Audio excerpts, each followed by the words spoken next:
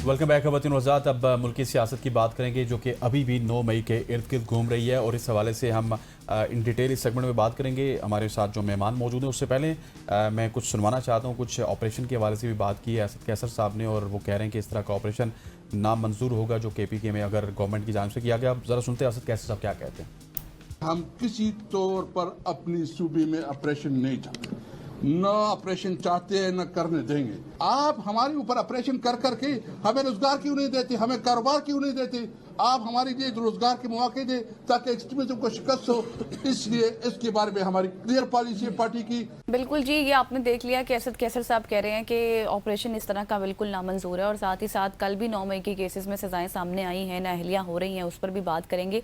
लेकिन साथ ही अब मैं एक हुकूमती मौक़िफ़ भी आपको सुनवाना चाहती हूँ क्योंकि कल हम बात कर रहे थे बिजली की कीमतों से रिलेटेड। तो सुनिए ज़रा अवैस लगारी साहब ने कल क्या कहा है। हुकूमत इसका बोझ संभाल रही है और उनको बहुत सस्ती बिजली दे रही है। हमने जो पिछले 9 महीने के अंदर बिजली की अंदर कमी की तो इन कंज्यूमर्स के लिए जो 200 से कम है, हमने तकरीबन 60% बिजली की कीमतों में मजीद कमी की है। बिल्कुल ऐसी है, ये बिजली की बात भी होगी और प्रोग्राम में हम थोड़ा सा मेरे ख्याल पाक भारत कशीदगी के हवाले से बात करेंगे, जिसके हवाले से एक बार फिर बिलावल भुट्टो जरदारी ने कुछ लब कुशाई किया। ये सुनते हैं वो क्या कहते हैं। पाकिस्तान पे भारत ने एक रात के अंधेरों में एक ऐसा हमला शुरू किया, एक ऐसा जंग छेड़ा। ये फ़ख्र की बात है कि पाकिस्तान ने ये जंग शुरू नहीं किया था लेकिन मुकम्मल आपने किया था। पाकिस्तान के नौजवान बच्चे जो सोशल मीडिया पे अपने मुल्क का पैगाम, अपना सच दुनिया के सामने पेश किए थे, तमाम सियासी जमातों ने, तमाम कुव्वतों ने अपने मुश्किलात, अपने इख्तलाफात भूल के अपना मुल्क का दिफा किया। मोदी या भारत दरिया के ख़िलाफ़ या हमारा सिंधु पे हमला करने के ऐलान करता है, चाहे वो पाकिस्तान के अवाम हो, चाहे वो भारत के अपने अवाम हो, वो उनके हुकूमत का इस फैसले के ख़िलाफ़ है। जी, तो ये बिलावल भुट्टो साहब जो कह रहे थे वो आपने सुन लिया और इन तमाम तर डिस्कस करेंगे मामलात को आज के इस सेगमेंट में। और हमारे साथ मौजूद होंगे senior analyst anchor person Iftikhar Shirazi sahab ने मैं ज्वाइन किया। Thank you so much for your time sir.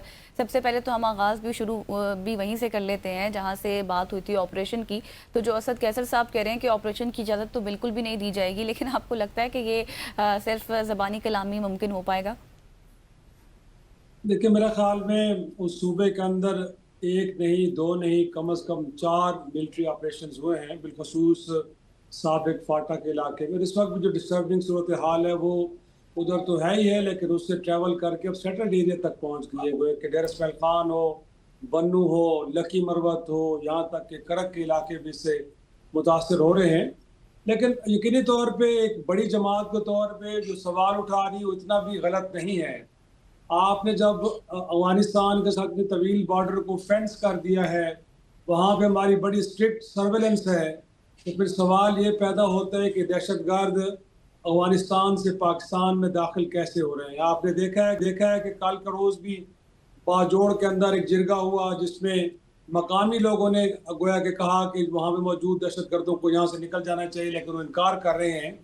तो एक मैं समझता हूँ कि 3-4 हज़ार की तादाद में अगर एक इलाके में मौजूद हैं और जिनकी तादाद के बारे में भी पता है, अब उनको बजाय ये है कि आप कहीं एलिमिनेट करने के पूरे के पूरे डिस्ट्रिक्ट के अंदर आप कर्फ्यू लगाएं, लोगों की ज़िंदगी को मुतासर करें। इससे पहले साउथ वजीरिस्तान, नॉर्थ वजीरिस्तान के लोग बेघर हुए, कैंपों में रहे।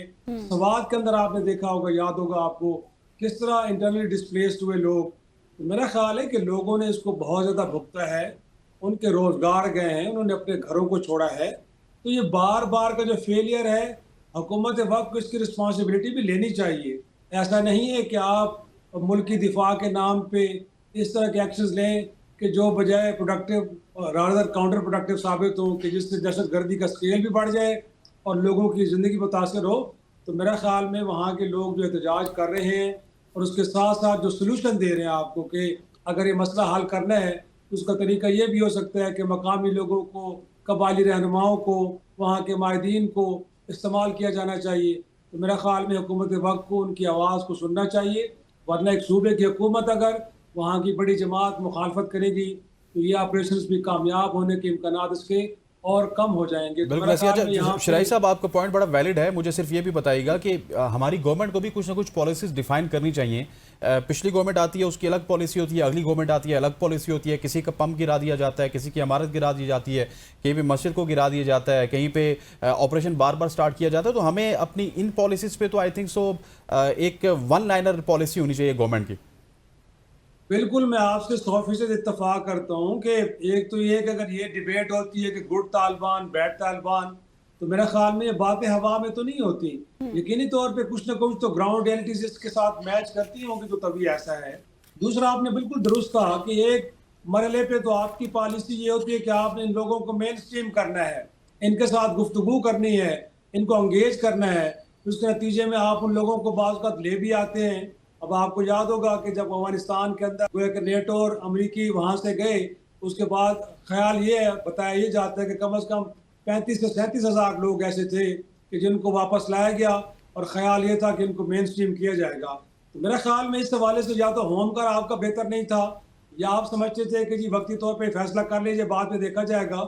تو وہ فیصلہ کتنا ہمارے لیے خطرناک ثابت ہوا ہے کہ ہم ان لوگوں کو لے آئے آپ جن کے بارے میں ہمیں پتہ نہیں ہے, نہ ہم ان کو مین اسٹریم کر سکے اور نہ ان کے خلاف ہم کو مؤثر ایکشن کر پائیں.